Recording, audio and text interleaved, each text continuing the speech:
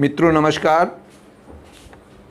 आज मैं आपके सामने संस्कृत प्रथम सेमेस्टर के छात्रों के लिए संस्कृत का 2019 का प्रश्न पत्र जो कि वास्तविक प्रश्न पत्र है उसको आपके सम्मुख रख रहा हूँ। उसको देखें और उसी तरह से सन 20 की तैयारी करें।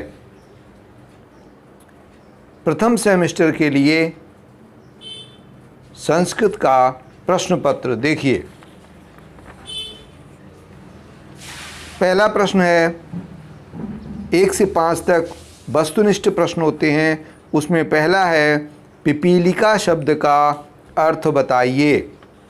बहुविकल्पी है। इसके विकल्प हैं तितली, चिड़िया, चींटी और कोयल। तो इसका सही विकल्प है चींटी।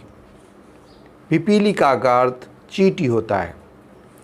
दूसरा प्रश्न है, 49 पद संख्या का बोधक है। इसके विकल्प दिया है 21, 19, 31 और 11। सही विकल्प है 19। असमान शब्द में प्रश्न 3 है, असमान शब्द में विभक्ति और वचन है। तो ध्यान दीजिए, द्वितीया विभक्ति एक वचन, तृतीया विभक्ति बहुवचन, चतुर्थी विभक्ति एक वचन और द्वितीया विभक्ति बहुवचन। तो ध्यान दें, द्वितीया विभक्ति बहुवचन का रूप है असमान। ये अश्मद शब्द का रूप बनता है। इसके बाद प्रश्न 4, पा धातु लंग लकार मध्यम पुरुष द्विवचन में रूप होता है। विकल्प हैं पिबतम, अपिबतम, अपिबत, अपिबम। तो इसका दूसरा विकल्प सही है अपिबतम। पा धातु का रूप बनेगा अपिबतम। प्रश्न 5, उत्तम पुरुष से संबंधित सर्वनाम है। उसका, तुम्हारा, मैं और चौथा विकल्प है वे। तो ध्यान दें, उत्तम पुरुष का संबंधित सर्वनाम मैं है। मैं, हम दो, हम सब, इस तरह से विकल्प आते हैं। अब आते हैं अति लघुत्तरी प्रश्न। इनकी संख्या 6 होती है। तो छठा प्रश्न है, संस्कृत में लिंग कितने प्रकार के होते हैं, उनके नाम लिखिए। तो संस्कृत में 3 लिंग माने गए हैं, हमेशा याद रखें। कौन कौन सा है? स्त्रीलिंग, पुल्लिंग और नपुंसकलिंग। स्त्रीलिंग, पुल्लिंग और नपुंसकलिंग। प्रश्न 7 है, लट लकार का प्रयोग किस काल के लिए होता है? तो याद रखें कि संस्कृत में लट लकार वह वर्तमान काल के लिए प्रयुक्त होता है। और प्रश्न 8, गम धातु के प्रथम पुरुष बहुवचन का रूप लंग लकार में क्या होगा? तो यहाँ ध्यान दें कि गम धातु के विषय में पूछा गया है। प्रथम पुरुष में बहुवचन का रूप है, तो इसका रूप है लंग लकार में अगच्छन होगा। अगच्छन। प्रश्न 9, संस्कृत में वचन कितने प्रकार के होते हैं? तो ध्यान दीजिए कि संस्कृत में 3 वचन माने जाते हैं। नंबर 1 एक वचन, नंबर 2 द्विवचन और नंबर 3 बहुवचन। उसके बाद प्रश्न 10, बालकय शब्द में प्रयुक्त विभक्ति और वचन लिखिए। तो ध्यान दीजिए, बालकय शब्द में तृतीया बहुवचन का ये रूप है। तृतीया में रूप होते हैं बालकेन, बालकाभ्याम, बालकय। तो ये तृतीया बहुवचन का रूप है बालकय। उसके बाद प्रश्नों 11, नवनीतम शब्द का हिंदी में अर्थ क्या है? तो ध्यान दीजिए, नवनीतम का अर्थ मक्खन होता है।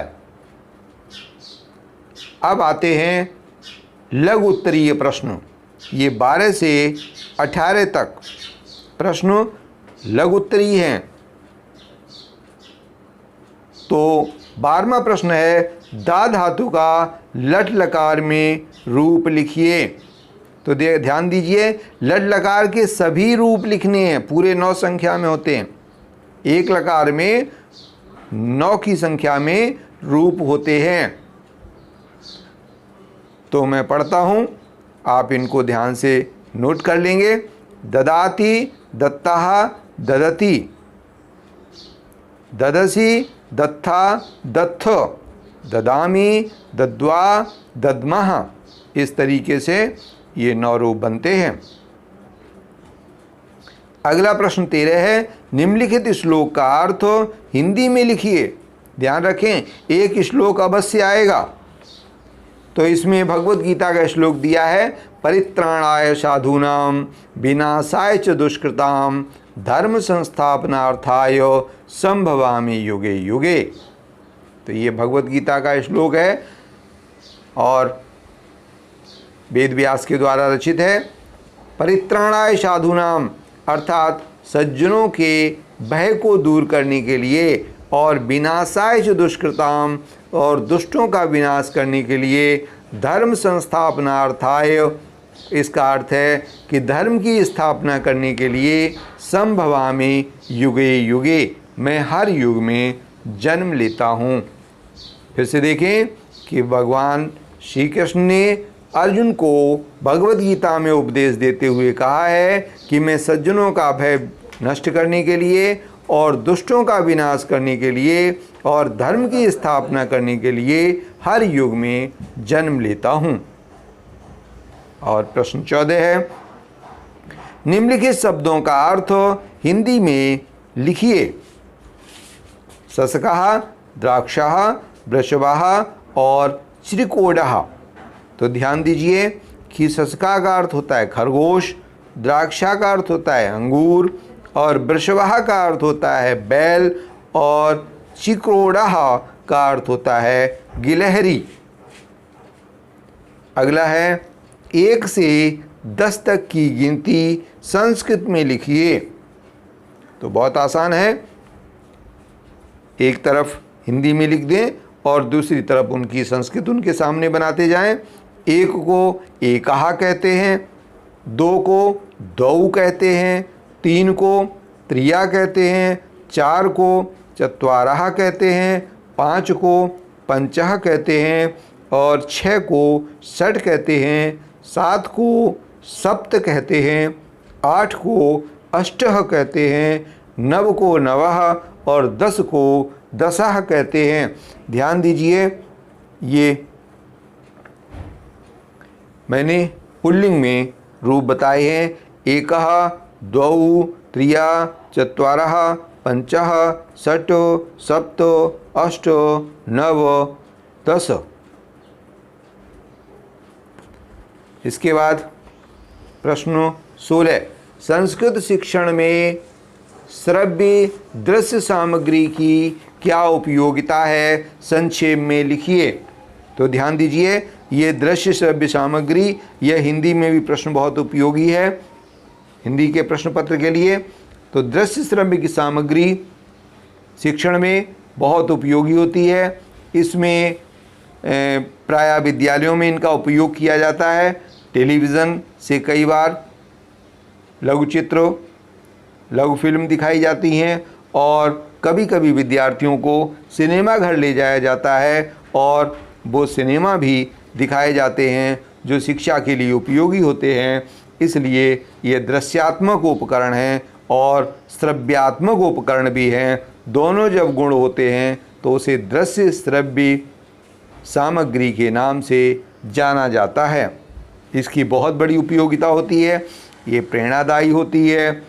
क्रिया का सिद्धांत तो इसमें रहता है, अर्थात क्रिया सरलता से छात्र कर सकते हैं और स्पष्टीकरण छात्रों को भली भांति प्राप्त होता है, सार्थक अनुभव उन्हें प्राप्त होता है और रटने की आदत कम होती है और उसके बाद उनकी दृश्य श्रव्य सामग्री के माध्यम से शब्दावली में वृद्धि होती है और यह शिक्षण के लिए भी बहुत कुशल उपकरण है, दृश्य श्रव्य उपकरण।